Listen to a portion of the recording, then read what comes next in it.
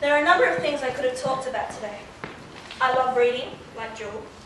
I adore language, but I am in love with writing. And by writing, I don't mean reports on civil wars or the articles on the effectiveness of the economy. No. My passion is creative writing. Give me an idea and I'm off like a toddler on Red Bull. I'm planning timelines, building plots and giving life to characters. I don't see writing as a chore. To me, it's a form of entertainment. While you're all playing on your COD or your Xbox or your phone, I'm writing. To me, my stories are like a thrilling action-packed film inside my head, except I won't think they have disappointing endings or pointless characters or a boring plot because I'm in control of it. There are no limits, except for ones of the imagination. Let's face it, there aren't exactly many of them.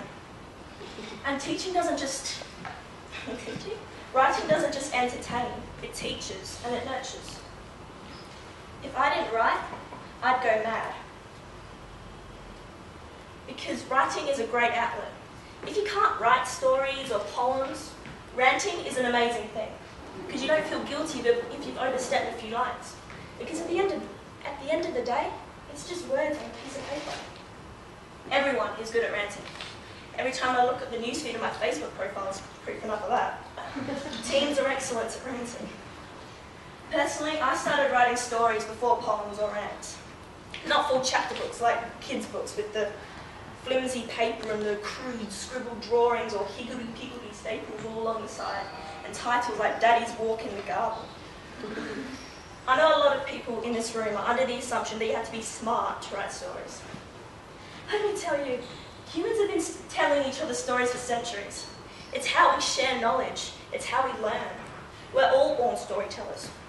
You don't have to be the sharpest pencil in the case to write a story. Children write too. I started writing when I was 6 years old. And as I said, it wasn't anything fancy, with my illegible scrawl and the letters of different sizes.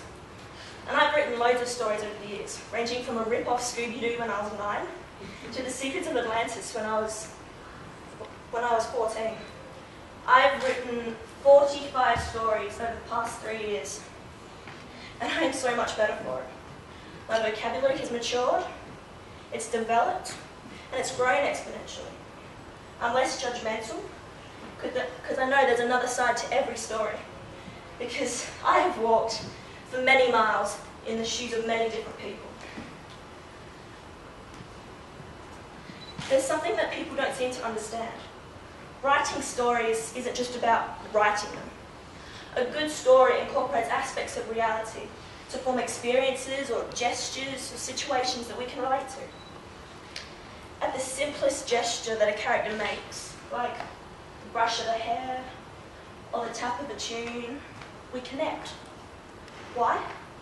Because it's something we've seen people do or something we ourselves do. Characters aren't just sketches on a floppy piece of paper. They are people. I can see my characters as well as I can see you now, and I know them better than my closest friends. When I'm staring out the window, or lying down with my eyes closed, or look like I'm trying to burn a hole in the carpet with my stare, I'm working. I'm thinking. Ideas are coalescing from a puddle of mud into a sculpture built with the foundations of my personal morals, beliefs, and ideas.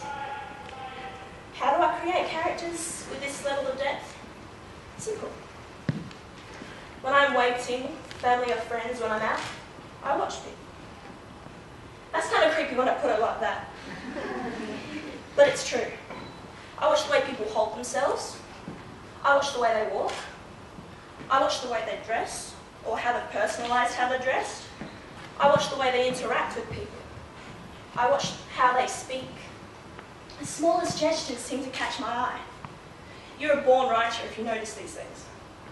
I observe the world so I can create my own world. And who doesn't with their own world to dive into? I mean, how cool is that? Every day I dive into different worlds. I have reality, which is restricted by logic and equations. And by the way, I'm not very logical, and mathematical ability is ridiculously low. And I have my other realities. I have worlds inside my head where underworlded demons and overworlded creatures are at war, where shadows are physical creatures and where ghosts actually exist. I go to a place where there's a mansion called Starglass that trains teens with unusual powers.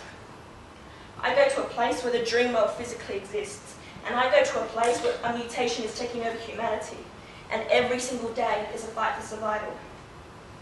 I go on adventures, and I learn things that you never will, because you don't write. I have worlds ready at my disposal to entertain, to teach, to learn from and to enjoy. And I still have more locked up in an oven inside my head, and they're being poked and prodded at, the shapes shifting and melting over the sides, which were the limitations of the original idea. They expand and grow moist and sweet with emotions that I feel, adventures I yearn to have, and ideals that I hold. I don't just construct these characters and these stories. I genuinely care about them.